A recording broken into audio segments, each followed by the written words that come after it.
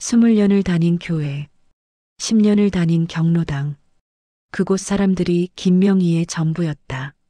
하지만 우연히 본 단체 채팅방 하나가 그녀의 삶을 송두리째 흔들어 놓았다. 믿음이 배신으로 바뀌는 순간 그녀의 이야기가 시작됩니다. 일요일 아침이면 김명희는 어김없이 8시 30분에 집을 나섰다. 구두를 닦고 단정한 옷을 차려입고 머리를 빗으며 거울 앞에 섰다. 귀걸이를 달고 옷깃을 매만지는 손놀림이 익숙했다. 혼자 사는 지 10년째 이 일요일 아침 준비가 그녀에게는 일주일의 시작이자 유일한 의식이었다. 교회는 걸어서 15분 거리에 있었다. 골목길을 지나 언덕을 오르면 하얀 첨탑이 보였다. 명희는 그 첨탑을 볼 때마다 마음이 안정됐다. 이곳은 그녀가 20년 넘게 다닌 곳이었다. 남편이 살아있을 때부터 함께 다녔고 남편이 먼저 떠난 뒤에도 그녀는 이곳을 떠나지 않았다. 예배당 문을 열고 들어서면 사람들이 먼저 반겼다. 명희 권사님 오셨어요?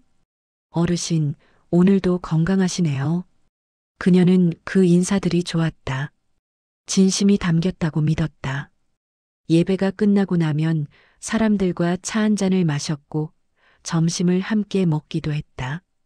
그렇게 일요일 오후가 지나가고 명희는 다시 혼자가 됐다. 하지만 일주일에 한 번, 일요일만으로는 부족했다. 그래서 명희는 동네 경로당 모임에도 나갔다. 매주 수요일 오후 2시 동네 복지관 2층에서 열리는 친목 모임이었다. 차도 마시고 도란도란 이야기도 나누고 가끔은 노래방 기계를 틀어놓고 노래를 부르기도 했다. 명희는 그곳에서도 환영받는 사람이었다. 명희 씨 오셨네. 오늘 김치찌개 끓였어요. 명희 씨 목소리 좋으시니까 오늘 한 곡 해주세요. 사람들은 그녀를 인심 좋은 어르신이라 불렀다. 누가 힘들다고 하면 조용히 도왔고 말수가 적어도 귀 기울여 들어주는 사람이었다. 그래서인지 사람들은 명희 곁에 자주 앉았다. 특히 그 중에서도 자주 곁을 챙겨주는 사람이 있었다. 이름은 박미선. 나이는 명희보다 5살 아래였지만 말을 편하게 놓을 정도로 가까웠다. 미선은 교회 권사였고 경로당 모임에서도 총무를 맡고 있었다. 사람들 사이를 매끄럽게 이어주는 성격이었고 말재주도 좋았다. 명희 언니, 요즘 건강은 어떠세요? 괜찮네. 자네는? 저야 뭐 그럭저럭이죠. 언니, 병원 가실 일 있으면 말씀하세요. 제가 차 있으니까 데려다 드릴게요. 그 말 한마디가 명희에게는 큰 위로였다. 혼자 사는 사람에게 누군가의 괜찮다는 말은 생각보다 큰 힘이 됐다. 미선은 실제로 명희를 병원에 데려다 줬고 서류 정리가 복잡할 때는 함께 앉아서 도와줬다. 명희는 그녀에게 점점 더 의지하게 됐다. 어느 날 미선이 물었다. 언니, 혹시 통장이나 보험 같은 거 정리 안 해두셨어요? 요즘은 미리미리 해두는 게 좋대요. 응, 아직은 괜찮아. 언니 같은 분은 주변에 챙겨줄 사람이 있어야 해요. 저라도 있으니까 언제든 말씀하세요. 명희는 고마웠다. 자식도 없고 형제도 멀리 살았다. 미선 같은 사람이 곁에 있다는 게 든든했다. 그래서 명희는 이 공동체를 믿었다. 교회도 경로당도 그 안의 사람들도 이곳이 자신을 지켜줄 거라고 생각했다.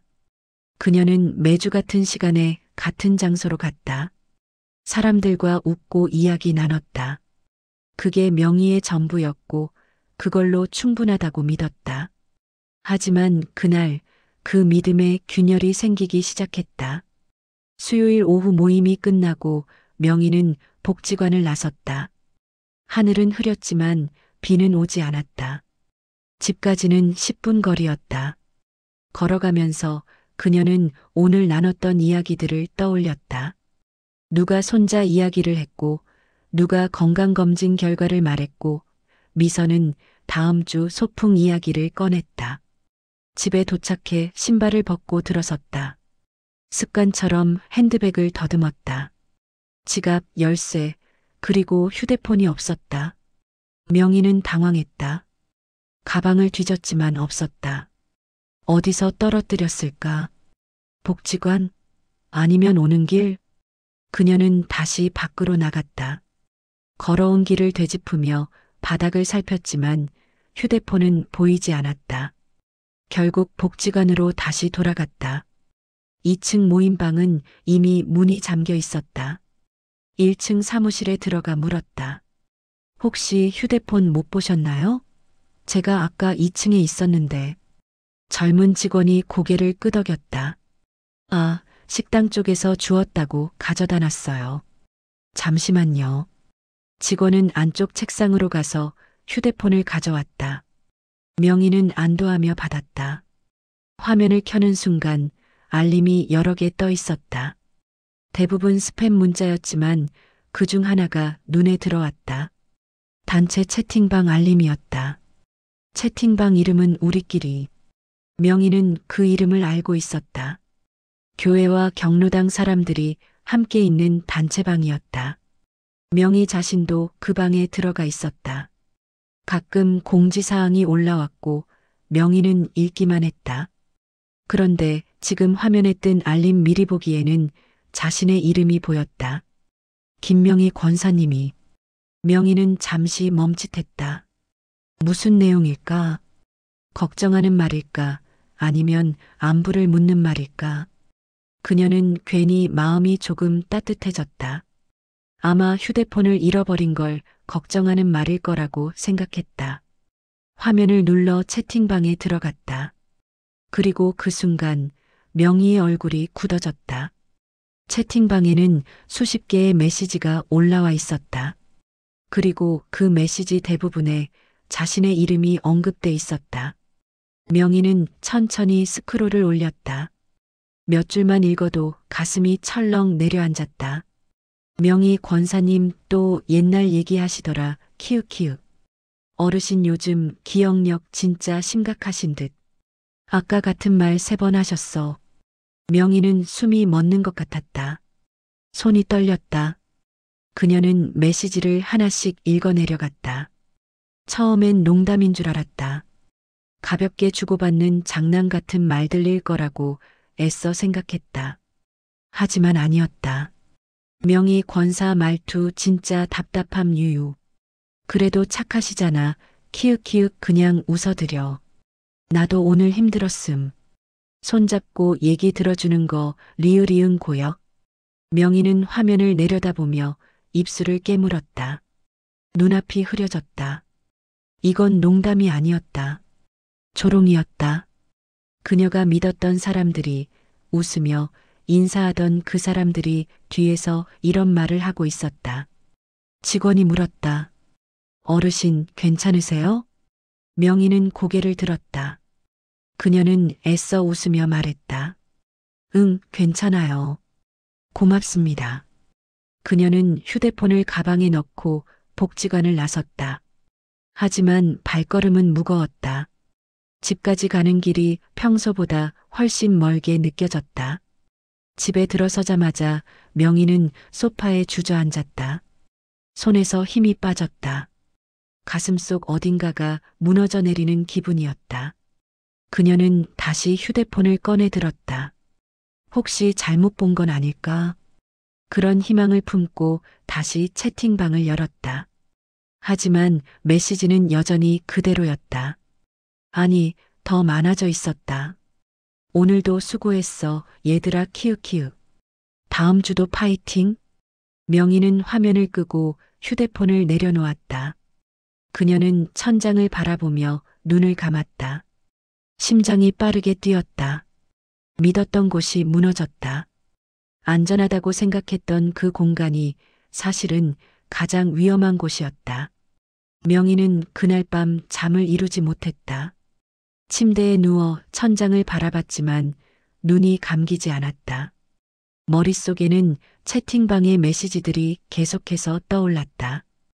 한 줄 한 줄이 칼처럼 가슴을 찔렀다. 그녀는 다시 휴대폰을 켰다. 채팅방에 들어가 메시지를 처음부터 끝까지 읽기 시작했다. 이번에는 대충 넘기지 않았다. 날짜별로, 내용별로 꼼꼼히 읽었다. 그럴수록 마음은 더 무거워졌다. 채팅방에는 명희에 대한 이야기가 수없이 많았다. 그녀가 모임에서 했던 말, 행동, 옷차림, 표정까지 세세하게 기록돼 있었다. 마치 관찰 일기 같았다. 오늘 명희 권사 머리 염색하셨던데 색깔이 좀 이응지읒 너무 진했음. 그래도 본인은 예쁘다고 생각하시나 봐 키읔키읔. 명희는 그날을 기억했다. 미용실에서 염색을 하고 교회에 갔던 날이었다. 미선이 웃으며 말했었다. 언니, 오늘 염색하셨어요? 잘 어울려요. 명희는 그 말이 진심인 줄 알았다. 하지만 지금 보니 그 뒤에서는 이런 말들이 오갔다. 또 다른 메시지도 있었다. 명희 권사 오늘 교회에서 기도 진짜 길게 하셨음. 맨날 같은 내용 아님? 키읔키읔. 자식 없는 거 한탄하시는 거. 그것도 맨날 똑같은 말투로 유유. 명희는 눈물이 났다. 그녀는 기도할 때 진심을 다했다. 외로움을, 그리움을 하나님께 고백했다. 그런데 그게 누군가에게는 웃음거리였다. 반복되는 한탄으로 들렸다. 더 읽어내려갔다. 명희 권사 오늘 떡 가져오셨던데 별로더라. 리으리응 퍽퍽함. 그래도 고맙다고는 해야지 키읔키읔. 당연 키읔키읔 어르신인데. 명희는 그 떡을 정성껏 만들었었다. 새벽부터 일어나 쌀을 불리고 팥을 삶고 시루에 쪄서 모임에 가져갔다. 사람들은 맛있다고 했다. 고맙다고 했다. 명희는 그 말이 기뻤다. 하지만 진짜 속마음은 이랬다. 그녀는 채팅방을 더 올렸다. 메시지는 끝없이 이어졌다. 명희 권사 오늘 또 옛날 얘기 시작하심. 남편 이야기 나오면 끝도 없음. 그래도 들어는 줘야지 불쌍하잖아. 근데 진짜 매번 똑같은 얘기 키읔키읔. 나이 드니까 그런가 봐. 명희는 화면을 내려다보며 입술을 깨물었다. 그녀는 고인이 된 남편 이야기를 가끔 했다. 그리웠기 때문이었다. 외로웠기 때문이었다. 그 이야기를 하면 마음이 조금 나아지는 것 같았다. 하지만 그게 누군가에게는 지루한 반복이었다. 또 다른 메시지가 눈에 들어왔다. 오늘 명희 권사병원 간다고 하셨던데. 미선이가 또 데려다 드린대 키읔키읔. 진짜 수고한다. 언니 착하긴 함. 근데 언제까지 저러실까? 명희는 그 문장에서 멈췄다. 언제까지 저러실까? 무슨 뜻일까? 언제까지 살까? 라는 뜻일까? 아니면 언제까지 이렇게 의지할까? 라는 뜻일까? 어느 쪽이든 기분이 좋을 리 없었다. 명희는 화면을 끄고 휴대폰을 내려놓았다. 가슴이 답답했다. 숨이 막혔다. 그녀는 소파에서 일어나 창문을 열었다. 차가운 바람이 얼굴을 스쳤다. 하지만 답답함은 사라지지 않았다. 그녀는 깨달았다. 자신이 그동안 무대 위에 있었다는 것을. 사람들은 관객이었고 그녀는 배우였다. 그녀의 말 한마디, 행동 하나하나가 평가받고 기록됐다. 웃으며 박수를 치는 것처럼 보였지만 뒤에서는 품평회가 열렸다. 명희는 다시 소파에 앉았다. 그녀는 생각했다. 내가 뭘 잘못했을까? 너무 많이 말했을까? 너무 자주 같은 이야기를 했을까? 너무 의지했을까? 그녀는 자신을 돌아봤다. 하지만 답은 나오지 않았다. 다만 한 가지는 확실했다. 그녀가 믿었던 웃음 뒤에는 전혀 다른 말들이 숨어 있었다. 그리고 그 말들은 이제 명희의 머릿속에서 지워지지 않을 것 같았다. 명희는 다음 날도 채팅방을 들여다봤다. 더 이상 보지 말아야 한다는 걸 알면서도 손은 저절로 화면을 켰다. 마치 상처를 계속 확인하는 것처럼 그녀는 메시지를 읽고 또 읽었다. 그리고 그날 명희는 더 충격적인 내용을 발견했다. 대화 주제가 자연스럽게 재산 이야기로 넘어가 있었다. 명희의 집, 예금, 보험에 대한 이야기였다. 그녀는 숨을 멈추고 그 메시지들을 읽기 시작했다. 명희 권사집 꽤 크던데. 응, 그 동네 집값 괜찮음. 혼자 사시기 아깝네. 자식도 없으시잖아. 나중에 어쩌시려나. 명희는 손이 떨렸다. 집 이야기는 그녀가 한 적이 없었다. 누가 물어본 적도 없었다. 그런데 어떻게 알았을까? 그녀는 계속 읽었다. 미선이가 전에 병원 갈 때 집 앞까지 데려다 줬다며? 이응이응 그때 봤나 봐. 부럽네 진짜. 명희는 그날을 떠올렸다. 미선이 차로 데려다 줬을 때 그녀는 고맙다는 말을 여러 번 했다. 미선은 괜찮다며 웃었다. 그런데 그 뒤에는 이런 대화가 오갔다. 더 내려가니 더 구체적인 이야기가 나왔다. 명희 권사 예금 얼마나 있으실까? 모르지 근데 많으실 듯. 남편 연금도 있으셨을 거고 보험도 들어두셨을 것 같은데 자식 없으면 다 어디로 가는 거지? 명희는 화면을 멍하니 바라봤다. 그들은 그녀의 돈을 계산하고 있었다. 얼마나 있는지, 어디에 있는지, 누구에게 갈 것인지. 마치 그녀가 이미 죽은 사람처럼. 메시지는 계속 이어졌다. 혼자 계시니까 관리가 필요하실 텐데. 맞아, 요즘 사기도 많잖아. 미선이가 좀 챙겨드려야 할 듯. 이응지읒 언니가 제일 가까우니까. 명희는 그제야 깨달았다. 미선이 자신을 챙긴 건 친절 때문이 아니었다. 병원에 데려다주고 서류를 도와주고 곁에 머문 것도 다 이유가 있었다.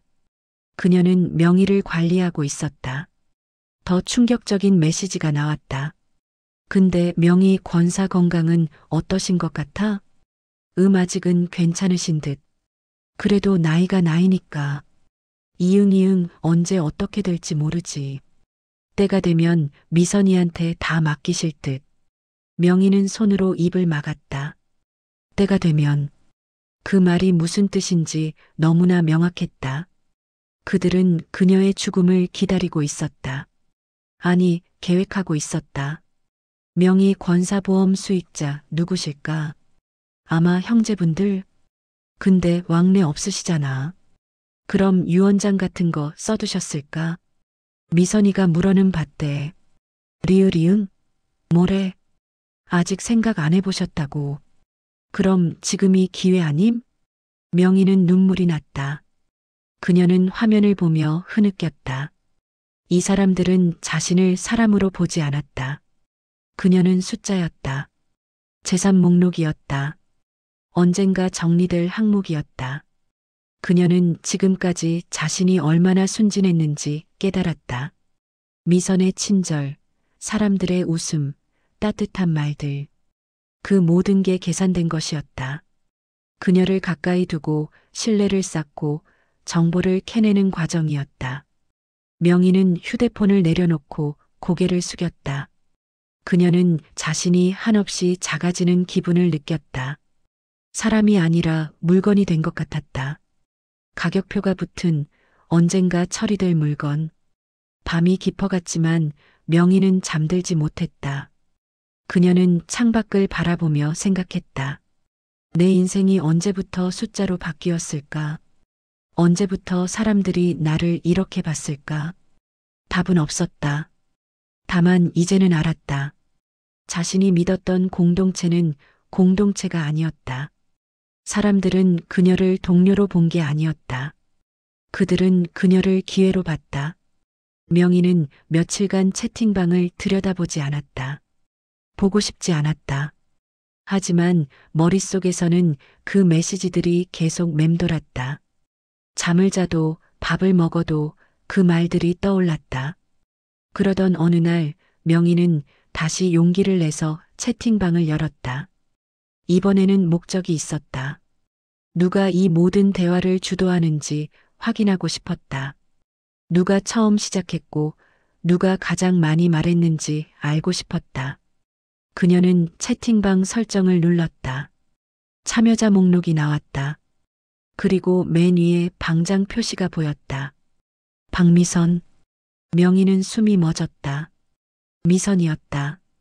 가장 친절했던, 가장 많이 도와줬던, 가장 믿었던 그 사람이 이 채팅방의 방장이었다. 명희는 다시 채팅 내용을 읽기 시작했다. 이번에는 미선의 메시지만 집중해서 봤다. 그리고 알았다. 미선이 대화의 흐름을 만들고 있었다. 주제를 꺼내고 질문을 던지고 분위기를 이끌었다. 오늘 명희 언니 표정 안 좋으시더라. 언니 요즘 많이 외로우신가 봐. 우리가 좀 더 신경 써드려야 할 듯. 겉으로는 걱정하는 말처럼 보였다. 하지만 그 뒤에 이어지는 대화는 달랐다. 근데 언니 집에 혼자 계시잖아. 맞아, 위험하지 않을까? 나중에 무슨 일 있으면 누가 알아? 미선이가 자주 들러봐. 이응 그래야 할 듯. 명희는 그 대화를 보며 전율을 느꼈다. 미선은 걱정하는 척하며 자신을 감시하고 있었다. 그녀의 상태를, 집을, 생활을 파악하고 있었다. 또 다른 메시지를 봤다. 명희 언니한테 통장 정리 이야기 꺼내봤음. 뭐래? 아직 생각 안 해보셨대. 그럼 천천히 유도해봐. 이응이응 급하게 하면 이상하게 보일 수도. 명희는 손이 떨렸다. 미선이 자신에게 했던 말들이 떠올랐다. 언니, 통장 정리해두세요. 보험 수익자 확인해 보셨어요? 만약을 위해 유언장도 생각해 보세요. 그때는 그냥 조언인 줄 알았다. 친절한 충고라고 생각했다. 하지만 지금 보니 그건 계획의 일부였다. 미선은 자신의 재산을 파악하고 관리하고 결국 차지하려 했던 것이다. 명희는 더 읽어내려갔다. 미선의 메시지는 끝이 없었다. 명희 언니 병원 검사 결과 괜찮으시대. 아, 다행이다. 근데 나이가 나이니까 언제 어떻게 될지 모르지.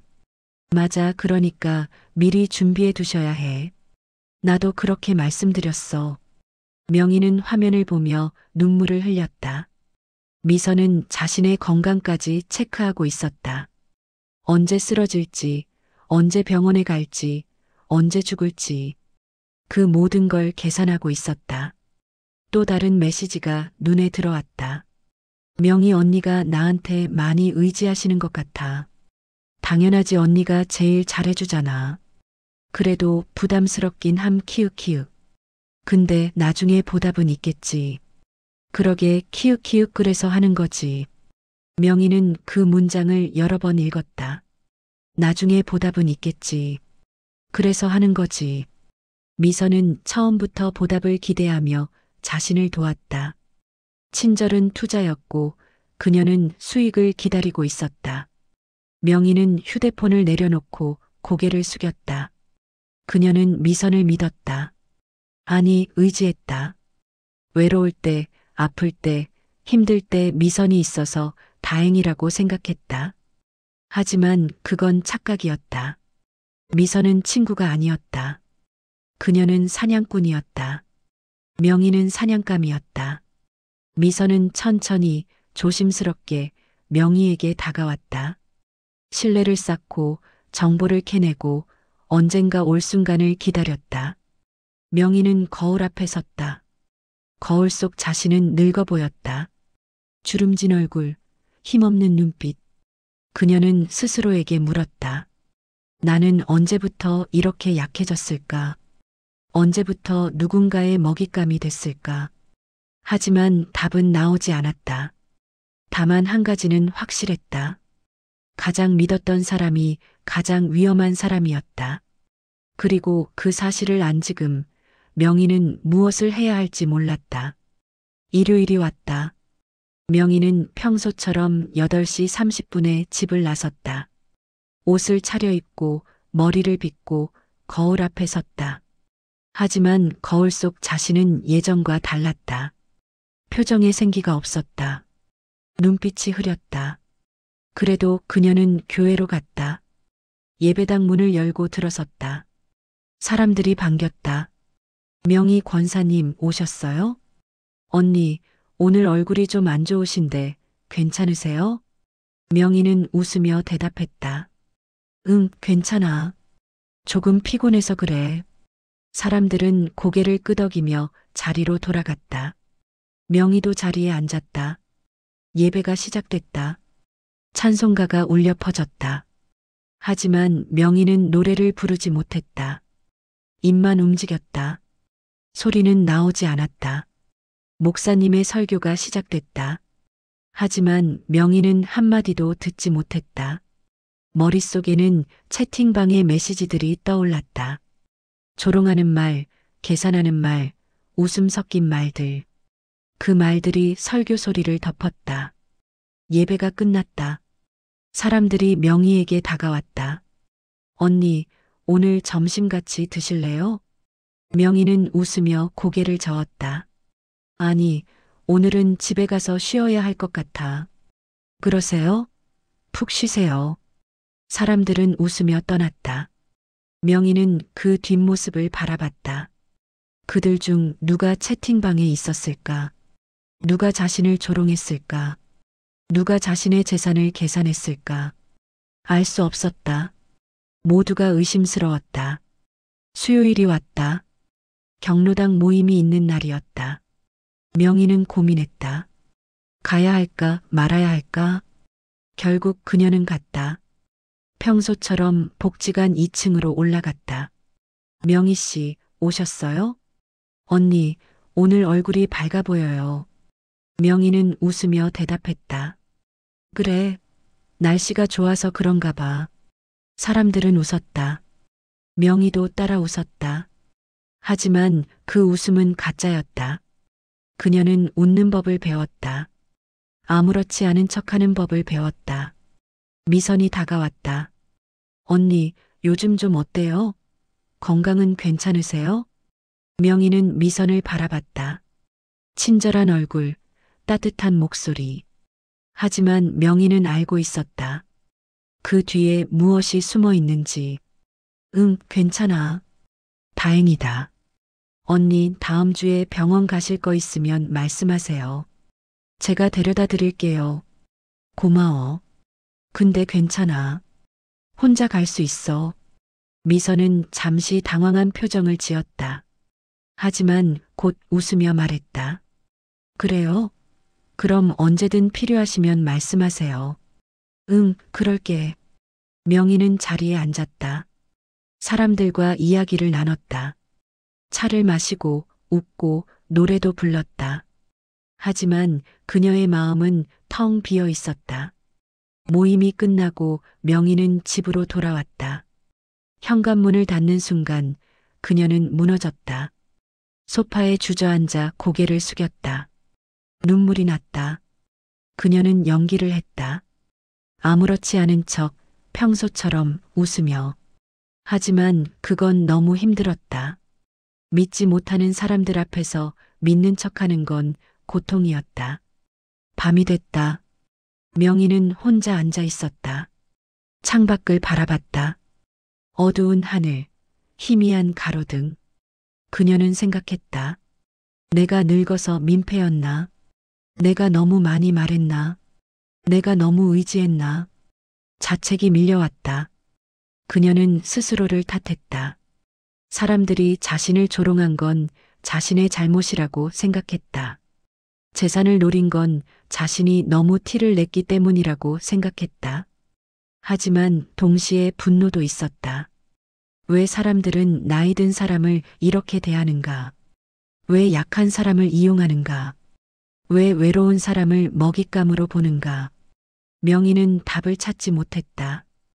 그녀는 그저 혼자 앉아 울었다. 아무도 모르는 진실을 품은 채 그녀는 고립됐다. 누구에게도 말할 수 없었다. 누구도 믿을 수 없었다. 명희는 세상에서 가장 외로운 사람이 됐다. 명희는 며칠 동안 생각했다. 무엇을 해야 할지, 어떻게 해야 할지. 그녀는 채팅방 메시지를 다시 읽었다. 이번에는 감정을 배제하고 냉정하게 읽었다. 날짜별로 정리했다. 누가 언제 무슨 말을 했는지 기록했다. 인물별로도 나눴다. 미선이 얼마나 주도적이었는지, 다른 사람들은 어떻게 동조했는지 확인했다. 그러면서 명희는 깨달았다. 이건 단순한 뒷담화가 아니었다. 계획적이고 조직적인 접근이었다.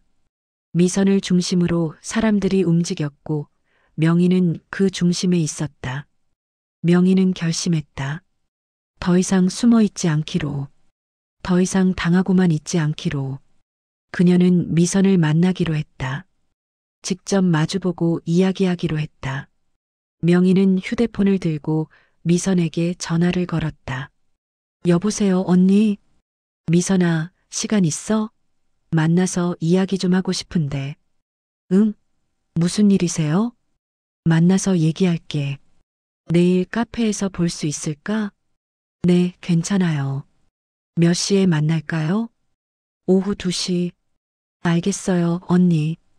전화를 끊고 명희는 깊게 숨을 쉬었다. 떨렸다. 하지만 해야 했다. 다음 날 명희는 카페에 먼저 도착했다. 창가 자리에 앉아 기다렸다. 잠시 후 미선이 들어왔다.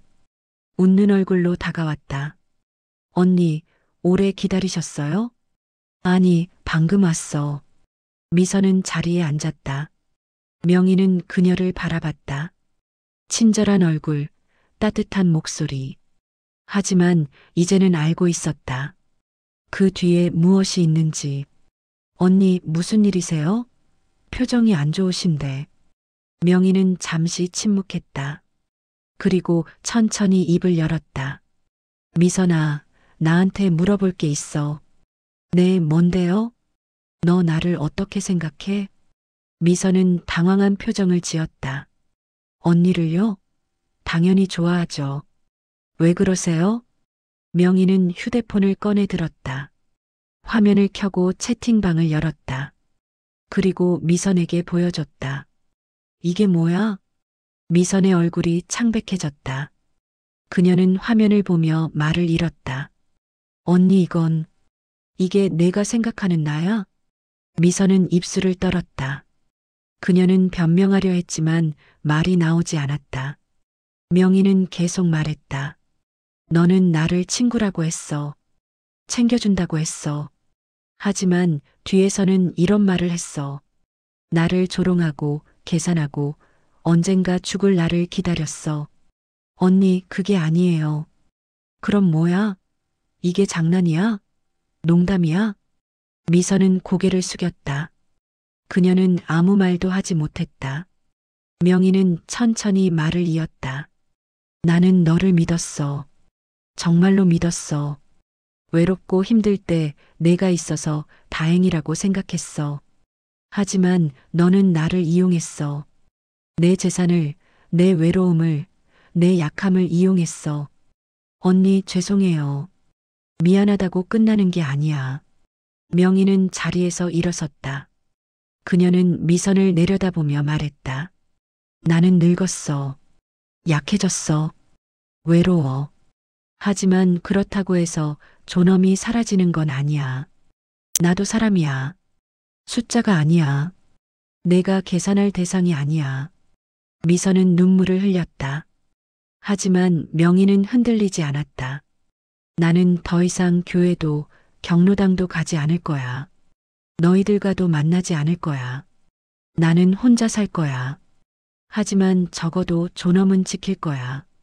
명희는 카페를 나섰다. 뒤를 돌아보지 않았다. 미선이 무슨 말을 하든 무슨 변명을 하든 상관없었다. 거리를 걸으며 명희는 눈물을 흘렸다.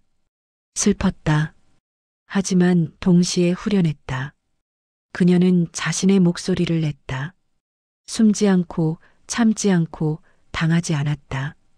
집에 돌아와 명희는 창문을 열었다. 바람이 들어왔다.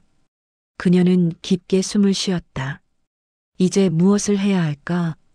새로운 공동체를 찾아야 할까? 아니면 정말로 혼자 살아야 할까? 명희는 아직 답을 몰랐다. 하지만 한 가지는 확실했다. 더 이상 자신을 숨기지 않을 것이다. 더 이상 존엄을 포기하지 않을 것이다. 나레이션이 흐른다. 늙었다는 이유로 존엄이 무너져도 되는 걸까요? 외롭다는 이유로 이용당해도 되는 걸까요? 약하다는 이유로 계산의 대상이 되어도 되는 걸까요? 김명희는 선택했습니다. 숨지 않기로, 당하지 않기로, 자신의 목소리를 내기로. 그 선택이 옳은지 앞으로 어떻게 될지는 아무도 모릅니다. 하지만 적어도 그녀는 자신의 존엄을 지켰습니다. 화면이 서서히 어두워진다. 명희가 창가에 서서 밖을 바라보는 모습이 마지막으로 비친다. 그녀의 얼굴에는 눈물이 있지만 동시에 결연함도 있다.